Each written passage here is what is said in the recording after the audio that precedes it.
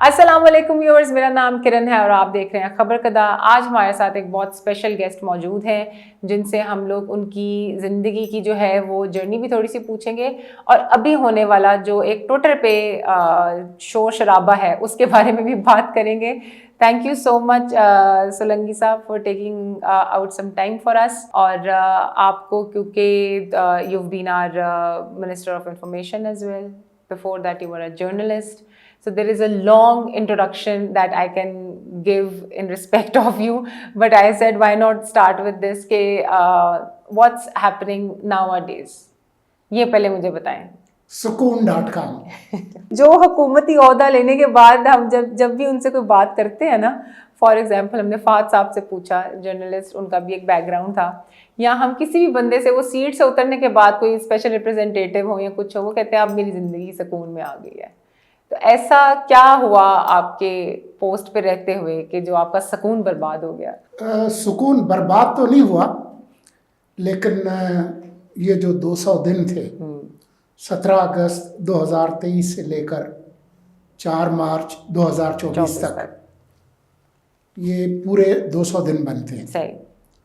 और बात सिर्फ ये नहीं थी कि जी आप वज़ीर इत्तलात और नशरियात होने के नाते से पूरी वफाकी हुकूमत के तर्जुमान थे. सही. बल्कि क्योंकि मुझे इजाफी जिम्मेदारी दी गई वज़ीर बराए पार्लिमानी उमूर, तो सेनेट क्योंकि पूरी तरह से चल रही थी, तो हर रोज़ वहाँ पर पेशियाँ होती थी. और क्योंकि वज़ीर आज़म साहब ने कोई 11 वफाकी वजारतें अपने पास रखी हुई थी और वो ख़ुद तशरीफ़ नहीं लाते थे सेनेट फ्लोर पे, तो तकरीबन 13 वफाकी वजारतों, ऐवान सदर, वज़ीर आज़म house, cabinet division, establish division, इन तमाम की, और जो गैर हाजिर वज़ीर होते थे उन सब की नुमाइंदगी मुझे करनी पड़ती थी. तो ये बहुत काम था. सुबह 6 बजे से लेके रात गए तक, और कभी कभी और भी ज़्यादा. और कुछ मसाइल ऐसे भी आए जैसे कि अफ़गान शहरियों की इनखला का अमल हमारे दौर में शुरू हुआ. कोई 7-8 लाख लोग उसी दौरान गए. फिर आपको याद होगा कि 16 जनवरी 2024 को ईरान ने हमला किया, स्ट्राइक्स हो गई थी, और वो फिर 2 दिन का उसका जवाब भी दिया. और कौमी सलामती कमेटी जो है काबीना की, उसमें कोई 4 वज़ीर होते हैं जिसमें वज़ीर इत्तलात भी होते हैं. तो ये बहुत एक एक्शन पैक्ड 200 दिन थे. मेरा ख्याल है कि किताब आ जानी चाहिए वो 200 दिन इस टाइटल के साथ. हाँ, आनी तो चाहिए. 200 days. 200 days वो दैट विल बी अवेयर. देखिए यहाँ पे बैठे टाइटल हमने डिसाइड कर लिया कि उसका टाइटल ही होगा 200 दिन. जी, आप किताब की एडवांस पकड़ाए मुझे तो हम उस पर काम शुरू करें. बिल्कुल. तो आपने चाय पे टरखाया. नहीं हाँ जरूर. सो वो क्या कहते हैं, हम आपका सफ़ेद रंग का लिफाफा कुछ तैयार करवा देते हैं क्योंकि साफ़ ही मशहूर होते हैं लिफाफे लेने पे.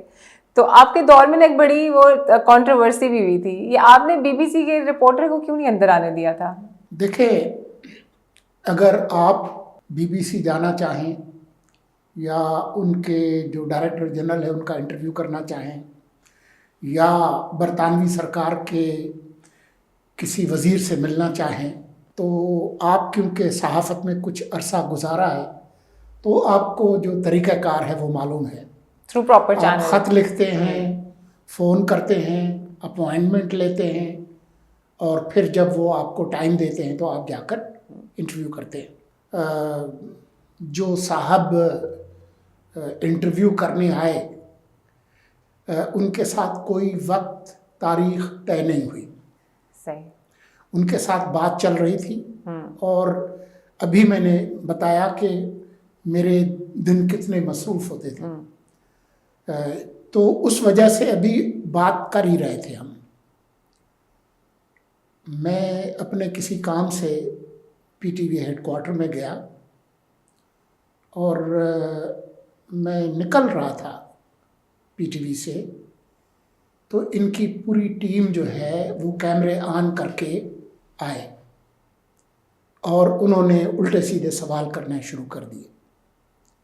तो मैंने उनसे कहा कि मैंने आपको टाइम नहीं दिया, आप जो तरीक़ेकार है उसको फॉलो करें, और आप बग़ैर इजाज़त के एक वफाकी इदारे में रेड जोन में घुस कर आए हैं, ये कोई तरीक़ाकार नहीं है। इस तरीके से आप माइक मेरे मुंह में ठूंस कर न मुझसे सवाल कर सकते हैं, न मुझे मजबूर कर सकते हैं। वो इस तरह से करते रहे। वो जी वो बंदा जो है उसके साथ ये हुआ है और यूं वो कोई वीडियो दिखाना चाह रहे थे। मैंने हाथ से उसको यूं किया, जिसका उन्होंने बात से बतंगड़ बनाया कि जी मैंने कोई फ़ोन छीनने की कोशिश की। कानूनी तौर पर अगर हम चाहते तो हम पुलिस बुलाकर उनको गिरफ्तार करके और भेज सकते थे। रेड जोन के अंदर कोई भी बंदा कैमरा लेके नहीं आ सकता। वो कोई खुदकुश हमलावर भी हो सकते हैं। पाकिस्तान ने बहुत कुछ भुगता है। तो हम अपने राइट्स में थे अगर हम उनके खिलाफ कोई कार्रवाई करते, लेकिन हमने कोई उनके खिलाफ कार्रवाई नहीं की।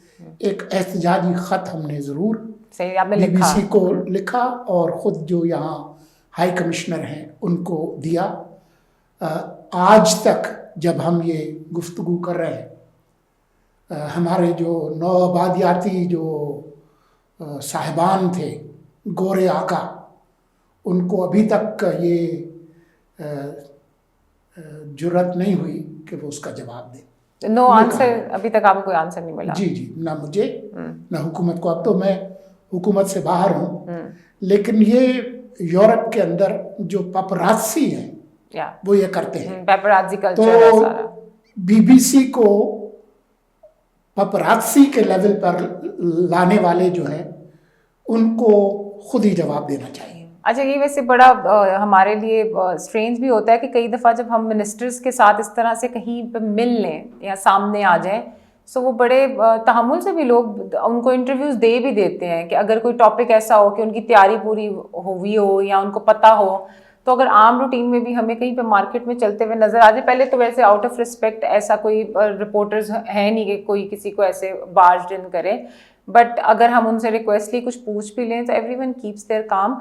बट वो एक अजीब सी एक वीडियो भी थी कि आप चलते हुए जा रहे थे और आपने कहा कि भाई आप अंदर कैसे आ गए हैं या ये यहाँ पे क्या हुआ है। सो वो एक प्रोटोकॉल जो है वो हम लोगों ने, हमारे लोकल जर्नलिस्ट बहुत फॉलो करते हैं। ये नहीं होता कि आप वजीर के घर में बिल्कुल बगैर इजाजत घुस नहीं जा सकते और जबरदस्ती इंटरव्यू करने की ऐसा पॉसिबल ही नहीं है। मतलब कि आप वो आगे से कुछ बोलेगा नहीं तो आप क्या चलाएंगे कि वहां पे क्या हुआ।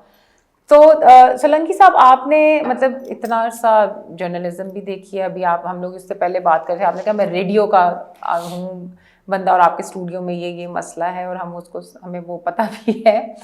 तो जर्नलिज्म भी देख ली, अब आपने गवर्नमेंट में भी जाके देखा, जैसे आपने कहा यार बहुत मसरूफ़ दिन जाता है कि अब सकून.com एक सुकून वाली ज़िंदगी आ गई है।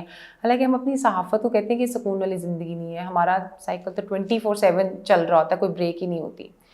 तो what do you think after getting this, क्या कहते हैं, one opportunity to see everything very closely, क्या जर्नलिस्ट्स को ऐसे ओहदे लेने चाहिए टू गेट टू सी के हाउ दीज थिंग्स वर्क, या फिर एक टैग लग जाता है आपके साथ? देखिए, हमारे मुल्क में जो सहाफ़ती कल्चर है, कुछ लोग जो है वो पत्थर के ज़माने में रहते हैं। उनका ख्याल ये है कि सहाफ़त जो है वो कैथोलिक शादी है जिसमें तलाक का तसव्वुर नहीं है। मैं उसको गलत समझता हूँ और दुनिया भर में ऐसे नहीं होता।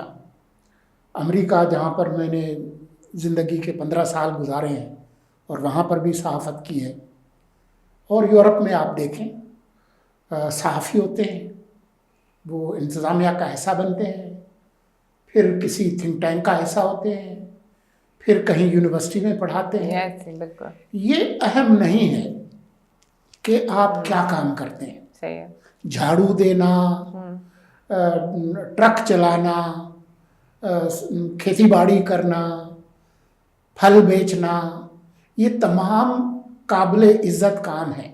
असल बात ये नहीं है कि आप क्या काम कर रहे हैं। मेरे नज़दीक आप भी इतनी काबिले एहतराम और इज्जत हैं जितना हमारे सामने जो फोटोग्राफर या वीडियोग्राफर बैठा है, उनमें से किसी का काम जो है वो कम अहम नहीं है। ठीक है। और मैंने तो ज़िंदगी में हर तरह के काम किए हैं। रेडियो का डायरेक्टर जनरल होते हुए मैंने जाके खबरें पढ़ी हैं, बतौर वज़ीर मैंने अभी खबरें पढ़ी हैं। मेरे ख्याल में असल बात ये नहीं है कि आप क्या काम करते हैं, असल बात यह है कि वो कैसे करते हैं, कितना अच्छा करते हैं, और उस जो कुछ काम करते हैं वो सिर्फ आपकी अपनी ज़ाती ज़िंदगी के लिए है या किसी और को भी उसको फ़ायदा होता है। जो काम किया उसमें कोई गबन की, कोई दो नंबरी की, किसी को तकलीफ़ पहुंचाई, ये अहम है। अगर आपने अपने इर्द गिर्द माहौल जैसा आपने लिया उसे बेहतर हालत में छोड़कर गए हैं तो फिर आपकी ज़िंदगी सुकून डाट काम की बनती है। अच्छा, ये जो ट्विटर का एक मसला है वो तो हमें पता है कि बैन है और सब लोग जो है वो VPN लगा के इस्तेमाल करते हैं, लेकिन आप जब गवर्नमेंट में थे तो आपके ऊपर एक ट्रोल ब्रिगेड एक होता था कि भाई अब आप गवर्नमेंट में हैं तो आप ऐसे फैसले कर रहे हैं या आप उनका नुमाइंदा बन के एक चीज़ कर रहे हैं, बट अभी गवर्नमेंट में नहीं भी हैं। तो हमने देखा कि बलूचिस्तान वाले इशू पे आपकी तरफ से काफ़ी एक हार्ड ट्वीट्स भी आई, लेकिन उसमें ट्रोलिंग भी बहुत ज़्यादा होती है। तो how do you deal with all of that trolling that comes up your way in on social media?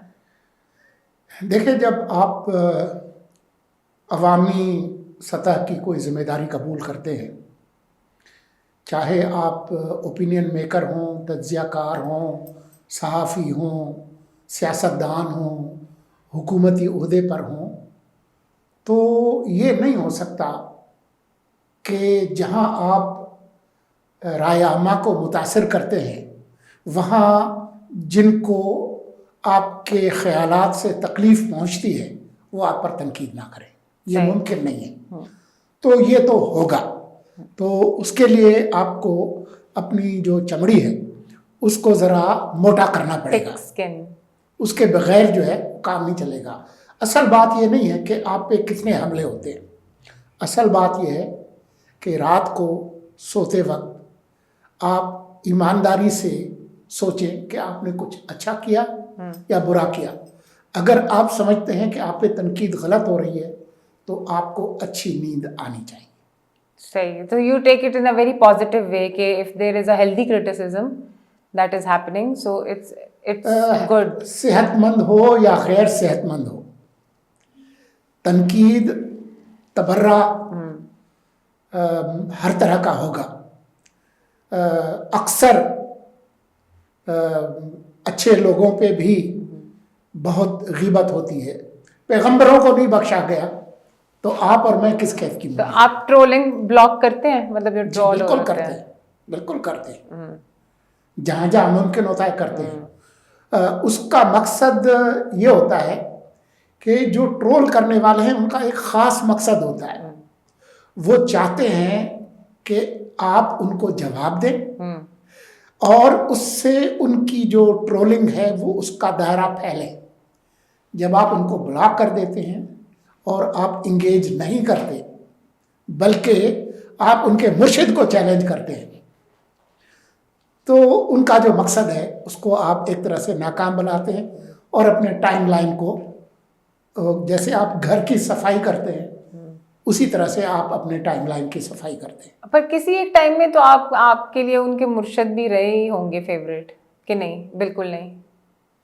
अगर आपका इशारा इमरान खान की तरफ है, आपकी मैं मुश्किल आसान कर दूं।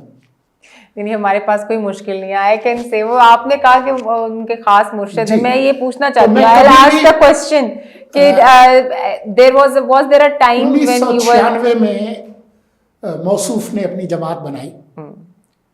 उस वक्त मैं अमेरिका में था, लेकिन मेरे इल्म में है कि किस तरह से वो जमात बनी। फिर वो जमात जो है वो एक तांगा पार्टी थी जब तक परवेज़ मुशर्रफ ने इक़्तिदार नहीं संभाला फौजी बगावत करके। सही। फिर इनको आहिस्ता आहिस्ता शोहरत मिली। पहली दफ़ा एक अकलौती कौमी असम्बली की नशिस्त लेकर आए। फिर किस तरह से इन्होंने 100 सीटें मांगी थी और उनको नहीं दी गई, और किस तरह से वो वज़ीर आज़म बनते बनते रह गए, किस तरह से परवेज़ मुशर्रफ के फ्रॉड रेफरेंडम के चीफ पोलिंग एजेंट बने, और जो 9/11 के बाद जो मौक़िफ़ परवेज़ मुशर्रफ ने अपनाया अमेरिका के इत्तेहादी बनने का, इस किस तरह से खुल के उसकी हिमायत की, ये सब कुछ रिकॉर्ड पर है। और उसके बाद किस तरीके से वो 2011 के बाद अचानक उनका रीलॉन्च हुआ और किस किस के ज़रिए हुआ, तो ये सब कुछ मुझे मालूम है। लेकिन मैंने ज़िंदगी में पहली और आखिरी बार उनका इंटरव्यू किया वाशिंगटन में 2007 में, जब मैं वॉइस ऑफ अमेरिका में काम करता था। मरहूम वॉइस ऑफ अमेरिका, जो अब मरहूम और मगफूर हो चुकी है। तो पहले ही सवाल में मुझे अंदाज़ा हो गया कि ऑक्सफोर्ड यूनिवर्सिटी से 3rd डिग्री लेने वाला बंदा, उसकी ज़हनी सतह क्या है। उसके बाद मैंने कभी उनसे न मिलने की ख्वाहिश की, न कभी इंटरव्यू करने की कोशिश की। मुझे ये कहते हुए खुशी महसूस होती है कि मैंने कभी भी इस बंदे को और इस जमात को इस काबिल नहीं समझा कि वो इस मुल्क में कोई मुस्बत किरदार अदा कर सकती है। तो इसलिए आपके सवाल का जवाब मैंने दे दिया। बिल्कुल, you were not a fan of Imran Khan at any point, कभी भी नहीं। और आपको नहीं लगा कि जैसे सब कहते तब्दीली आएगी, you were okay with that कि नहीं आएगी? तब्दीलियाँ तो बहुत सारी आई, लेकिन मुस्बत कोई तब्दीली नहीं आई। अच्छा, जैसे आपने कहा ना मरहूम voice of America, so my next question was on that कि अचानक से आप एक दिन उठें और आपको पता चले कि आपका इतना बड़ा एक इंटरनेशनल इदारा वो बंद हो रहा है, पूरी दुनिया में जहाँ जहाँ उसके कॉरेस्पॉन्डेंट्स हैं, वायर है, वो बंद हो रही है, तो ये एक धचका आपको लगता है। But we were discussing that sitting somewhere also कि ये जो पॉपुलर लीडर्स आ रहे हैं, फॉर एग्जाम्पल पॉपुलिस्ट लीडर आप कह लें कि मोदी है, Imran Khan was one of them, then Trump, then या so they after a while, मतलब 2, 3, 4 चले, मोदी साहब के तो ज़्यादा ही टेन्योर गुजर गए ना, क्योंकि इंडिया में एक वो डेमोक्रेसी की वो सारी चीज़ें, लेकिन अब उनको भी फेस करनी पड़ रही हैं चीज़ें कि उनसे हुकूमत नहीं बन रही, उनको उतनी सीटें नहीं मिल रही। और एक कमेडियन ने एक स्टैंड अप एक कर दिया और उस पर पूरे इंडिया में एक जो है वो हम लोग रिएक्शन भी देख रहे हैं कि वो कह रहे हैं गवर्नमेंट के खिलाफ गए कैसे, और द वेरी वन क्या कहते हैं defence he has Kamra is that वो he is showing constitution of India कि it's giving me the right to speak. तो ये जो इनके पॉपुलिस्ट लीडर्स के डाउनफॉल हैं, और उस डाउनफॉल की शुरुआत जो है वो मीडिया या इन चीज़ों पे पाबंदियाँ लगने की वजह से होती है। You have seen in the government also.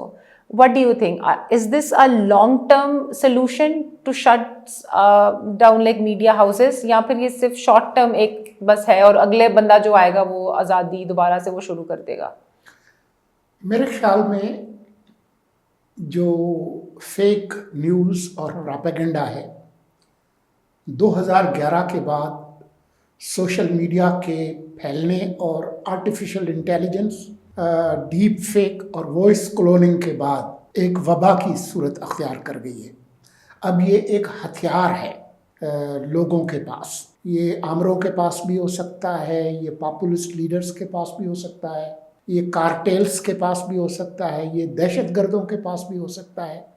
ये अब एक हथियार है। तो मैं समझता हूँ कि आज के दौर में दुनिया को जो बड़े ख़तरात लाहक हैं उनमें ये ख़तरा भी शामिल है। मैं जो मुस्बत तनकीद है करप्शन के ख़िलाफ़, जराइम के ख़िलाफ़, आमिर जो हुक्मरान हैं उनको अकाउंटेबल करने के लिए जो सहाफ़त का इस्तेमाल है, मैं उसको गलत नहीं समझता, मैं उसको अहम समझता हूँ।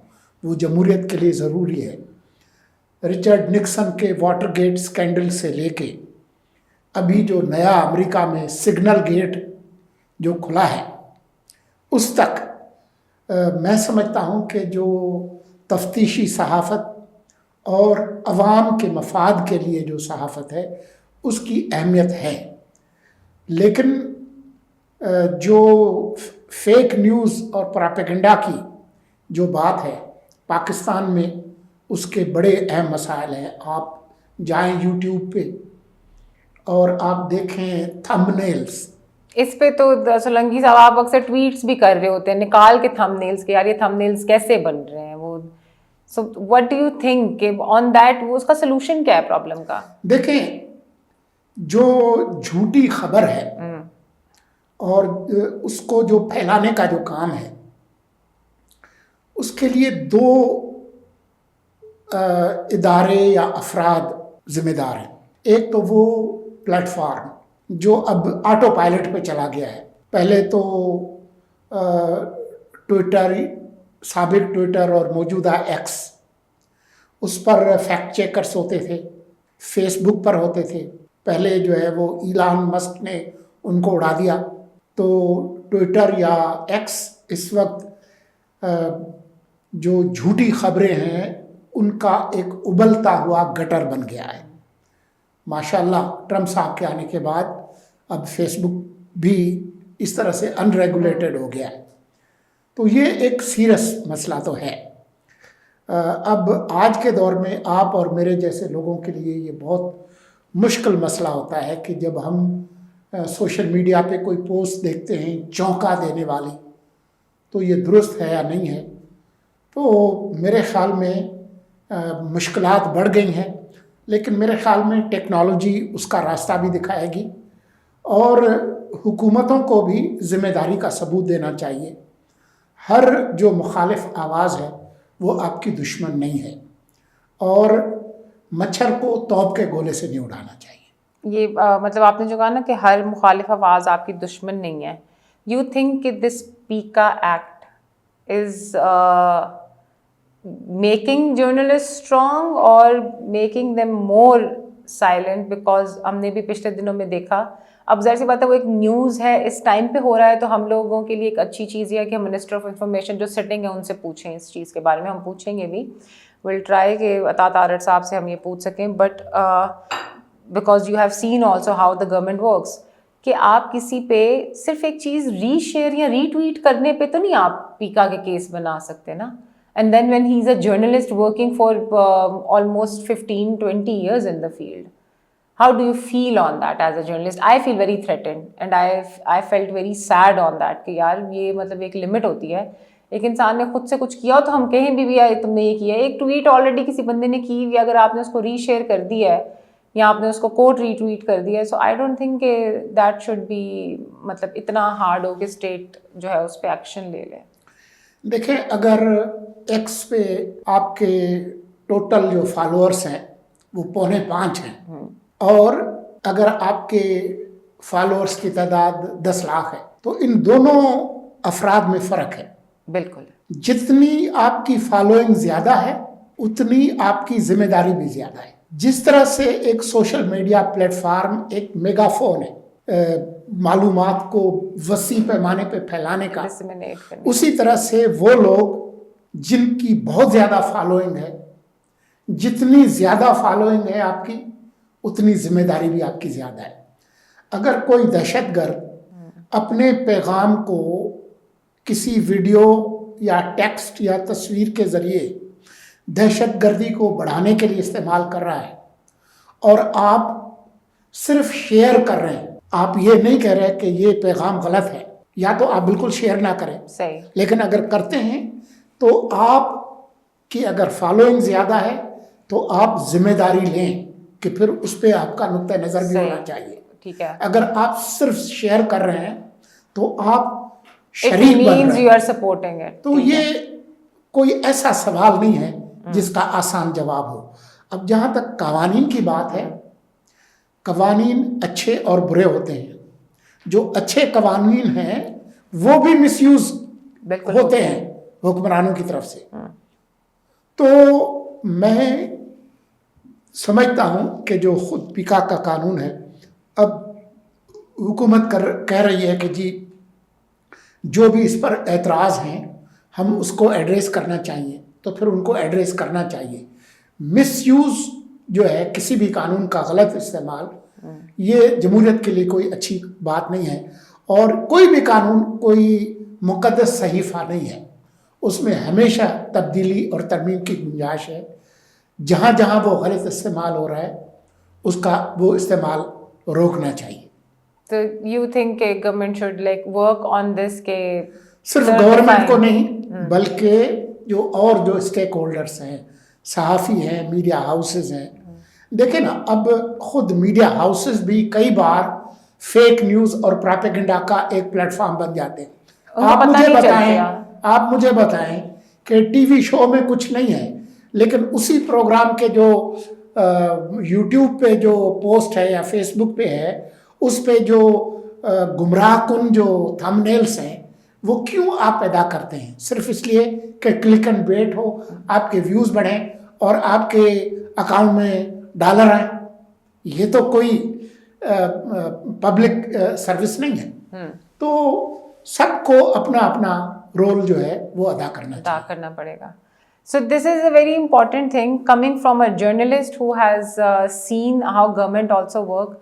और हम लोग मतलब एज अ जर्नलिस्ट भी, अब जब ऐसा कोई भी वाक़या होता है जिसमें हमें ये पता चलता है कि जर्नलिस्ट को उठा लिया गया है या जर्नलिस्ट को पकड़ लिया गया है, तो हम लोग उसकी रीज़न्स जब ढूंढना शुरू करते हैं तो उसमें कई दफ़ा कुछ सीरियस चीज़ें भी आ जाती हैं कि यार ये वाकई ये तुमने क्या कर दिया था।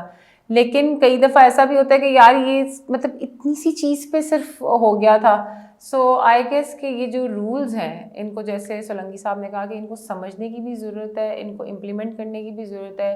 फ्रीडम ऑफ स्पीच जो है वो हर इंसान का राइट है, लेकिन आपने उस अपना राइट उतना भी एक्सप्लॉइट करके यूज़ नहीं करना कि आप किसी और का राइट जो है उसको भी डैमेज करें। Thank you so much Solanki साहब for taking out the time. आपने मुश्किल सवाल तो किए नहीं। कौन से वाले? मैं तो खामखा परेशान हो रहा था। मेरी तो टांगे कांप रही हैं। मैंने तो कहा था हम आपसे बड़े मुश्किल सवाल करेंगे, बट वो हमने मुश्किल सवाल नहीं किए हैं, उनको बड़े इजी सवालों में जो है हमने कहा कोई बात नहीं, नेक्स्ट टाइम से हम आपसे और मुश्किल सवाल करेंगे। और मैं क्या कहते हैं, इरशाद भट्टी की तरह आपकी ट्वीट्स लेके बैठूंगी। मेरा आज मूड था वैसे कि मैं आज आपकी ट्वीट्स लेके बैठूंगी कि आपने फलां टाइम पे ये कहा, फलां टाइम पे ये कहा, तो आप मुझे बताएं कि आपने ये क्यों कहा है ऐसे। पर वो मेरा ख्याल है कि आज हम आपसे नहीं पूछेंगे या हम लोग आपको कहेंगे कि आज से थोड़ा सा जाने देते हैं। But if you really want to answer it, so I can ask you a very tough question also on why you have ये पंजाबी और पश्तूनों वाली जो लड़ाई है, उसमें आप किस साइड पे खड़े हैं? ये जो ट्विटर पे एक मसला है, I really wanted to ask him this, but I thought कि अब मतलब मुझे बताएं। मैं इंसानियत पर यकीन रखता हूँ, तमाम लोगों का एहतराम करता हूँ, तमाम ज़बानों का एहतराम करता हूँ। मैं लोगों को स्टेरियोटाइप नहीं करता। मेरा नहीं ख्याल है कि तमाम सिंधी अच्छे हैं और तमाम पंजाबी बुरे हैं या तमाम पख्तून बुरे हैं। मेरे ख्याल में अच्छे बुरे लोग हर कौम के अंदर हैं। हमें स्टेरियोटाइपिंग बिल्कुल नहीं करनी चाहिए। मेरे दोस्त हैं तमाम अक़वाम में और मैं तमाम ज़बानों और लोगों का एहतराम करता हूँ। मैं कभी भी स्टेरियोटाइप नहीं करता। और मेरी जो दिलचस्पी है किताबों और मौसीकी और चीज़ों से, ज़बानों से मेरी बहुत मोहब्बत है। मैं तमाम ज़बानों का एहतराम करता हूँ और सीखने की कोशिश करता हूँ। कोई 5, 6, 7 ज़बानें मैं जानता हूँ, लेकिन मैं हरगिज़ किसी कौम और लोगों के ग्रोह को अच्छा या बरतर या कमतर नहीं समझता। नहीं तो फिर ये जो पीटीवी में एंकर्स बैठे हुए हैं, आपने देखा कि ट्विटर पे पूरी एक कैंपेन चल रही है जिसमें वो कुछ जो हैं ख़ास तौर पे लोग वो पंजाबियों को टारगेट कर रहे हैं, लेकिन जो सरकारी सतह पे जो लोग बैठे हुए हैं वो पश्तूनों को टारगेट कर रहे हैं। तो what do you think, like this is going to be a tough question कि ये पीटीवी में बैठ के सरकारी तनख्वाहें लेके आप लोगों में फिरका वाराना भी चीज़ें कर रहे हैं कि अहले सुन्नत और ये हो जाए, और फिर आप लोगों में लसानियत की बुनियाद पे भी जो है ना वो तफरका एक लेकर आ रहे हैं कि पंजाबी बेहतर है या पश्तून बेहतर है। तो और ऊपर से आप बैठे एक, जैसे आपने रिस्पॉन्सिबिलिटी, आप बैठे एक ऐसे चैनल पे हुए हैं। So let me ask you this कि then where we stand as a state and where we stand as journalist, फिर अपने नाम के साथ से आप जर्नलिस्ट हटा दें। मैं समझता हूँ कि ये एक बहुत गलत बात है, और जो इदारे हैं, तंजीमें हैं, उनको भी इसका नोटिस लेना चाहिए, लेकिन ख़ुद भी एक अपने आप को दुरुस्त करना चाहिए। ये हमें हर किस्म के रवैये को, हमारे पास जो कंपस है ना परखने की, वो इंसानियत है। तमाम इंसान, तमाम अक़वाम, तमाम ज़बानें, तमाम ग्रोह, उनमें से कोई भी कमतर और बरतर नहीं है, और अफराद को उनके इनफरादी किरदार और एक्शन से पहचानना चाहिए। उनके ज़बान, रंग, नस्ल, समाजी हैसियत, सिर्फ उससे नहीं पहचानना। तो अगर उनको लाके स्टेट मीडिया पे बिठा दिया जाए तो फिर ऐसे लोगों को मेरे ख्याल में उनको ये नहीं करना चाहिए, और जो इदारे हैं उनको इस तरह के रवैये की हौसला शिकनी करनी चाहिए, क्योंकि जो रियासती इदारे हैं उनको किसी तरह की जो इम्तियाजी सलूक है उसकी हौसला अफजाई नहीं करनी चाहिए। अब देखें, थोड़े सख्त सवाल किया ना तो सोलंकी साहब ने साथ ही आंसर्स जो है ना आपने बहुत सॉफ्ट रख लिए हैं कि रियासत को चाहिए कि ऐसी चीज़ें नहीं करनी चाहिए। Thank you so much Solanki साहब for your time, and we are going to bring all other stakeholders on this platform also, where we can ask them कि ये फिर स्टेट बैक्ड चैनल्स के साथ ऐसी चीज़ें क्यों मुंसलिक हैं और उन्होंने क्या इस चीज़ पे एक्शन लिया है। थैंक यू फॉर वॉचिंग खबर कदा। अल्लाह हाफ़िज़।